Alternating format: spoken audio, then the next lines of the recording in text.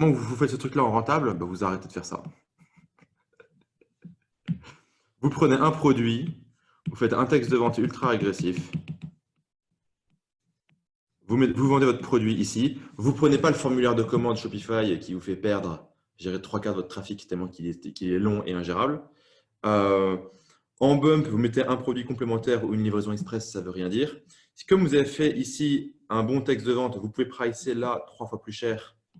Et du coup, vous allez dropshipper depuis Amazon au lieu de dropshipper depuis AliExpress. Et du coup, vous aurez déjà beaucoup moins de problèmes de délai, d'attente, etc. Vous mettez un one-click upsell où vous mettez vos 3 produits best-sellers avec une réduction. Vous reprenez des sous ici. Et le mec, après, il est content. Voilà.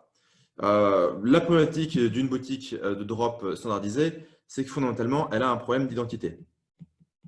C'est que c'est une merde parmi d'autres, ce qui fait que c'est compliqué d'aller gagner sa vie. Donc, si vous avez un problème d'identité, ce qu'il faut, c'est aller brander une story. Genre, vous pouvez expliquer, je sais pas, en fait, vraiment, ça peut être vraiment débile, hein. Ça peut être expliquer, voilà, moi je m'appelle Steven, c'est moi qui fais cette boutique, voilà, je suis passionné par rien, du coup, mais c'est pas grave. Et du coup, vous pouvez parler de l'histoire. Vous pouvez parler de l'histoire de la boutique. Vous pouvez genre, juste vous demandez aux gens, vous préférez quel design? Et vous mettez genre 2 screenshots différents de design de la boutique. Et juste le client, vous lui dites, vous préférez quel design? Une fois qu'il a acheté, vous envoyez un mail. D'ailleurs, si vous êtes client chez nous, je suis curieux de savoir, vous préférez quel design? Et en fait, fondamentalement, l'opinion des gens, vous n'en avez rien à foutre. L'opinion des gens, ça ne vaut pas grand-chose en règle générale. Donc, vous n'en avez rien à branler. Parce que vous posez la question aux gens, les gens ils font ah bon, on s'intéresse à moi, on pose une question, etc. Le mec, il répond, il donne son avis. Je dirais, son avis, c'est simple. J'avais un pote qui avait un stage, il bossait à la mairie du coin.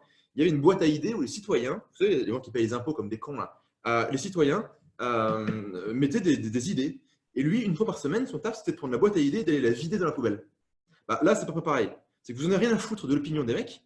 Tout ce que vous voulez faire, c'est amener les personnes à se sentir impliquées dans l'évolution de ce business et donc bah, de se souvenir de vous. Et une fois qu'elles sont impliquées, c'est beaucoup plus facile par la suite de leur envoyer des emails pour leur proposer autre chose. Et donc soudainement, juste avec un email sur vous préférez quel design qui coûte rien à faire, vous pouvez créer un début de relation avec les gens et après par email, vous pouvez essayer de leur refourguer autre chose. Vous leur filez un coupon de réduction et vous avez fait du bif. Pareil, ici, par exemple, sur la page de remerciement, vous pouvez mettre un coupon. Après, vous pouvez mettre des liens ici qui renvoient sur la page généraliste. Bon, fondamentalement, une grande partie de la bataille va se jouer au niveau du copywriting ici. Voilà.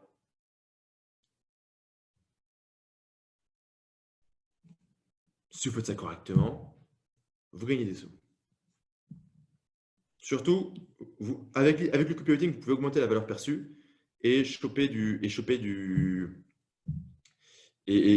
depuis Amazon pour éviter d'avoir les problèmes de Chinois qui sont malades et qui ne livrent pas les colis.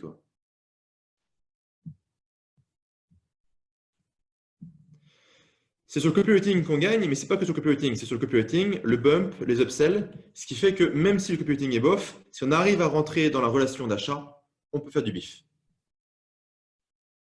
Rodolphe, il ne se voit pas faire du copywriting sur 300 fiches produits. Bah, ça tombe bien, tu ne vas pas le faire. Tu en prends un.